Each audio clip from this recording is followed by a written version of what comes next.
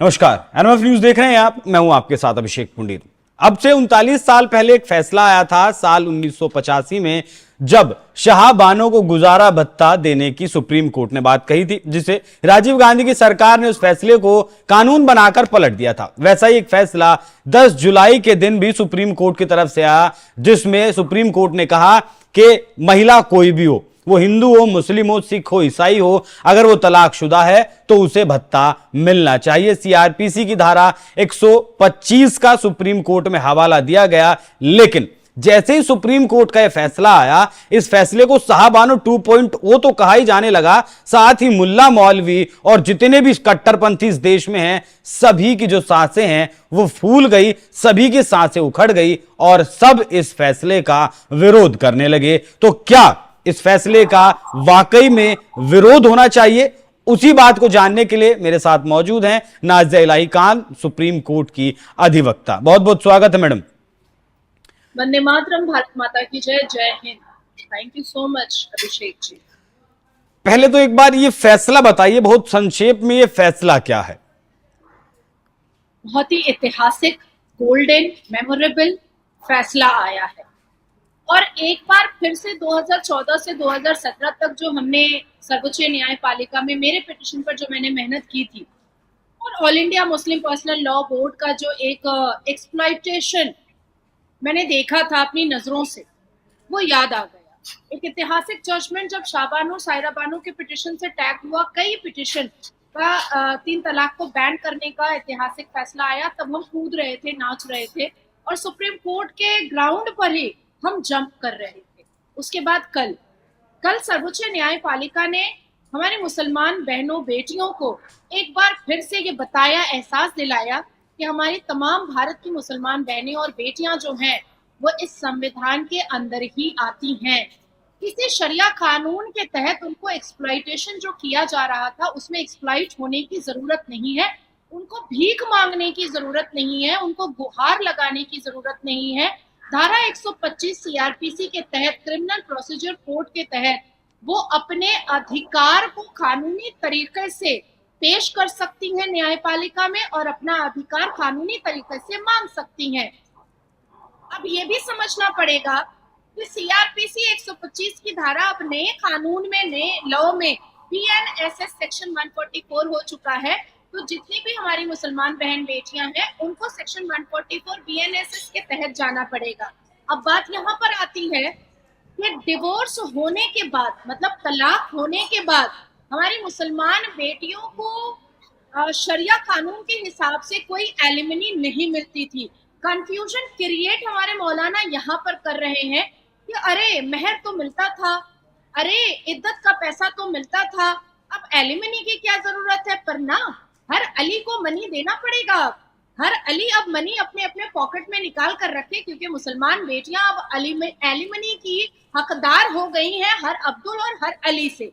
अब बात आ रही है, पहले मैं आपको कानूनी बात बता देती हूँ कि exercise jurisdiction under chapter 5, chapter 4 और चैप्टर 3 के हिसाब से ही इस जजमेंट को पास किया गया है। जिस तरीके से हम जब बाकी धर्म जैसे सनातन धर्म की बेटियों का डीबी एक्ट देखते थे और मेंटेनेंस केस देखते थे 125 धारा के तहत, तो उसमें हस्बैंड के कमाई का, इनकम का 25% एज पर दी 125 सेक्शन अपनी वाइफ को देना पड़ता था, जो सनातनी लड़के होते थे। लेकिन मुसलमान लड़के आराम से बरी हो जाते थे, बच जाते थे, क्योंकि हमारे शरिया में एलिमनी बोल करके या मेंटेनेंस गुजारा भत्ता बोल करके कोई चीज ही नहीं थी। पर अब देना पड़ेगा। पर अच्छा नाज़िया जी, एक बात बताइए, सुप्रीम कोर्ट के फैसले के बाद तो देना पड़ेगा। जिस वक्त 3 तलाक को खत्म किया गया था, उस वक्त जो है ये चीज नहीं थी कि उस वक्त भत्ते की बात नहीं थी। नहीं, बिल्कुल थी। 120 रुपए शाहबानो और सायरा बानो जी ने लिखा था अपने पिटीशन में, गुजारा भत्ता लिखा हुआ था। और सबसे पहला निर्णय और जजमेंट तो गुजारा भत्ता पे ही आया था 120 रुपए पर उसको राजीव गांधी जी ने तोड़ मड़ोड़ करके, फाड़ फोड़ करके उन्होंने डस्टबिन में फेंक दिया था। इसलिए नहीं, था। अभी जब 2019 में ये 3 तलाक को खत्म किया गया, सरकार की तरफ से बैन किया गया, उस वक्त गुजारा भत्ता देने की बात कही गई थी मुस्लिम महिलाओं को उस कानून में या नहीं? नहीं, उस जजमेंट में गुजारा भत्ता की बात नहीं आई थी। उस जजमेंट में सिर्फ इंस्टेंट ट्रिपल तलाक को बैन किया गया था। ठीक है, अब मुझे ये बताइए, जिस तरह राजीव गांधी ने जो है कानून लाकर ये फैसला पलटा था, तो क्या पिताजी की तरह राहुल गांधी भी कुछ ऐसा करेंगे अपने वोट बैंक को खुश करने के लिए? देखिए, संविधान को इमरजेंसी के वक्त में संविधान को तोड़ने मरोड़ने वाले, संविधान में अपनी मनमर्जी चलाने वाले, अपनी सत्ता को बनाए रखने के लिए इंदिरा गांधी और नेहरू जी ने जो संविधान के साथ छेड़छाड़ और खिलवाड़ किया है, वो हम में से कोई भी नहीं भूल सकता है। द सेकेंड थिंग इज कि हर रोज लोकतंत्र के मंदिर में संविधान, चाइनीज लाल रंग की का संविधान लहराने वाले राहुल गांधी को शर्म से चुल्लू भर पानी में डूब करके मर जाना चाहिए कि उन्हीं के पिता ने जब 120 रुपए गुजारा भत्ता का जजमेंट पास हुआ था सर्वोच्च न्यायपालिका से, तो सर्वोच्च न्यायपालिका के जजमेंट को उनके पिता राजीव गांधी ने कचरे के डब्बे में फेंका था, ताकि मुसलमान पुरुष नाराज ना हो जाए कांग्रेस से और कांग्रेस को वोट देना ना बंद कर दे। अब मैं आपको जो नंगा सच है वो बता देना चाहती हूँ। ये बात राजीव गांधी जी को पता थी कि मदरसे को ब्रोथल और जन्नत को पुकारा जा रहा है कोठा। ये बात राजीव गांधी जी को पता थी कि शरिया कानून के नाम पर मुसलमान बेटियों को नंगा नाच नचाया जा रहा है। ये बात राजीव गांधी जी को पता थी कि हलाला के नाम पर मुसलमान बेटियों के साथ अश्लीलता का नंगा नाच करवाया जा रहा है। पर क्योंकि राजीव गांधी जी को हमेशा से मुसलमान पुरुषों के वोट की बहुत ज्यादा जरूरत थी, इसीलिए उन्होंने कभी भी मुसलमान महिलाओं के दर्द पर कभी ध्यान नहीं दिया, लेकिन मुसलमान पुरुषों के वोट बैंक पर उन्होंने ध्यान दिया। अब राहुल गांधी जी अगर आते हैं सर्वोच्च न्यायपालिका इस जजमेंट के विरोध में, तो कहीं ऐसा ना हो कि कपड़ा खोल करके मुसलमान बहनें ही उनको पीट डालें। नहीं, मुसलमान बहनों के लिए जब जो है ये जो दंश था 3 तलाक का, जब केंद्र सरकार के द्वारा खत्म किया गया, मतलब मैं वोटों के लिहाज से मैं ये नहीं कहूंगा कि वोट नहीं दिए गए, लेकिन जिस तरीके के रिजल्ट 2024 में सामने आए, 2019 में इस चीज से निजात दिलवाई गई केंद्र सरकार के द्वारा, 3 तलाक खत्म किया गया, लेकिन आप देख लीजिए 2024 में क्या परिणाम आए हैं। मुस्लिम वोट बीजेपी को नहीं मिला। देखिए अभिषेक जी, मैं साफ लफ्जों में कह रही हूँ कि अब भारतीय जनता पार्टी के वो सांसद जो जीत करके 240 सीटों के बाद अपनी सरकार बनाए हैं, उनको भी सोच लेना पड़ेगा कि किन के लिए काम करना है और किन के लिए काम नहीं करना है। उनको भी निर्णय लेना पड़ेगा, उनको भी तय करना पड़ेगा कि आखिर उनको किसके लिए काम करना है और किसके लिए आवाज उठाना है और किसके लिए नहीं उठाना है। मैं नहीं कह रही कि इस्लाम बुरा है, मैं इसी इस्लाम की मानने वाली हूँ, मैं 5 वक्त नमाज पढ़ती हूँ, 30 रोजा रखती हूँ, तो मैं नहीं कह रही कि इस्लाम बुरा है, बल्कि मैं तो ये कह रही हूँ कि इस्लाम बहुत खूबसूरत है। जहां एक तरफ हम अपने अल कुरान में पढ़ते हैं कि प्रॉफिट मोहम्मद सल्लल्लाहु अलैहि वसल्लम बी पीस अपॉन हिम अपने बेटियों के लिए पगड़ियां बिछा दिया करते थे अपने सर की, आज वही मुसलमान मर्द जो सुन्नत रसूल पर चल रहा है, काहे को मुसलमान बेटियों को गाली देता है, काहे को बलात्कार करता है। ये क्या प्रॉफिट मोहम्मद ने बताया है बलात्कार करने के लिए? काहे को नासिर खान ने सुजन जॉर्डन को पकड़ करके गाड़ी में बलात्कार कर दिया अपने छोटे भाई के साथ?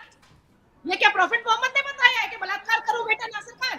अब बात आती है कि जो दूरदशा दिखाई दे रही है, जंगजू जहादी टेररिज्म एक्टिविटीज जो दिखाई दे रहा है, और हर वक्त महिलाओं को कुचलने की जो शब्दावली दिखाई देती है मुसलमान क्लेरिक और प्रीचर से और असदुद्दीन अवैसी से, तो ये तो साफ नजर आ चुका है कि ये संविधान नहीं मानते। हर टीवी चैनल पर बैठ करके बोलते हैं अरे देश तो संविधान से चल रहा है। अरे देश अगर संविधान से चल रहा है और देश अगर सर्वोच्च न्यायपालिका से ही चलना है, तो फिर all India Muslim personal law board क्यों चल रहा है? ताला मारो, तोड़ो फोड़ो, खत्म करो इन सारी चीजों को, क्या जरूरत है इनकी? भारत बहुत सेक्युलर, ये फ्रॉड गाना कब तक चले?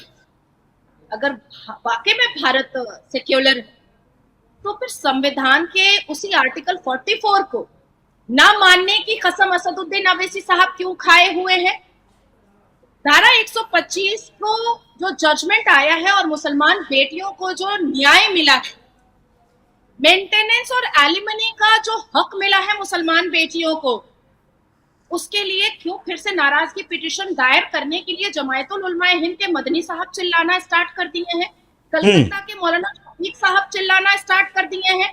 अब क्या मुसलमान बेटियां ये भूल जाएंगी कि मदनी साहब ही अपने स्टेटमेंट में ये कहते हैं कि महिलाएं जो हैं मुसलमान वो खेत हैं, ये मदनी साहब का ही फतवा है कि जवान बेटा और माँ एक साथ घर में ना रहे, नहीं तो नफ्स बिगड़ जाएगा। भाई और बहन एक साथ डाइनिंग टेबल पर खाना ना खाए, नहीं तो नफ्स बहक जाएगा। बाप और बेटी एक साथ कहीं सफर में ना जाए, नहीं तो नफ्स बहक जाएगा। मौलाना शफीक आज कलकत्ता के बड़ी मस्जिद के इमाम लंबी लंबी बातें बहुत बड़ी सी टोपी पहन करके कर रहे थे, पर उनका बेटा तो धड़ल्ले से बड़े बड़े पब और क्लब में जाकर के दारू पी करके नाचता है। मौलाना शफीक वही है जिन्होंने चापदानी की एक लड़की मुमताज का मार पीट करके बड़ी मस्जिद के अंदर तलाक करवाया था, जिसके केस में लीगल काउंसिल में ही मौलाना शफीक तो आरोपी है। मौलाना शफीक के ऊपर तो एफआईआर है। मौलाना शफीक को एक मुमताज नाम की चापदानी की लड़की के साथ जो उन्होंने अभद्र हरकतें की थी, वो तो पूरी फाइल मेरे पास मौजूद है और कोर्ट को भी पता है कलकत्ता के। और ऐसे ऐसे लोग नेशनल न्यूज पर बैठ करके कह रहे हैं कि ये मुसलमान बेटों के साथ बहुत बुरा हो रहा है। अब आती है मेहर की बात। मेरी शादी में मुझे मेहर 1101 रुपए मिला था, जो मिला भी नहीं। अब आती है इद्दत के पैसे की बात। मैं 4 महीना 10 दिन अपने विडो होने के बाद, बेवा होने के बाद 4 महीना 10 दिन मैं इद्दत पर बैठी थी। मुझे हर दिन 100 रुपए मिलता था, 100 रुपए। कोर्ट उन बेटियों के गुहार को सुना है जिसका बाप गरीब है, जो बेटी असहाय है, जो बेटी अशिक्षित है, जिसको इन मौलानाओं ने, मौलवियों ने और इस्लामिक प्रेचर ने और असदुद्दीन अवैसी ने हिजाब में बंद करके पढ़ने नहीं दिया है। कोर्ट ने असदुद्दीन अवैसी की बेटियों के बारे में बात नहीं किया है। असदुद्दीन अवैसी की बेटियों का अगर तलाक होता है तो वो अपनी बेटी को पाल सकते हैं, क्योंकि मुस्लिम अपीजमेंट की राजनीति करके उन्होंने करोड़ों की संपत्ति जमा की है। फरहाद हकीम की पहली बेटी, वही फरहाद हकीम जो चर्चित हो रहे, उन्होंने हिंदुओं को बदकिस्मत कहा और मुसलमानों को खुशकिस्मत कहा। वही फरहाद हकीम जो कलकत्ता में मुख्यमंत्री ममता बनर्जी के लाडले मंत्री हैं, उनकी बड़ी बेटी का तलाक हुआ और तलाक के बाद वो तो आराम से शैंपियन का बोतल खोल रही हैं, रिवीलिंग कपड़े पहन रही हैं। लेकिन गरीब बेटियां क्या ये कर सकती हैं मुसलमान की? तो सर्वोच्च न्यायपालिका ने वो जजमेंट दिया है, वो जजमेंट मुसलमान गरीब बेटियों के लिए दिया है। उस जजमेंट के साथ सभी मुसलमान बेटियां, साथ में जो है पूरा देश उस जजमेंट के साथ खड़ा है।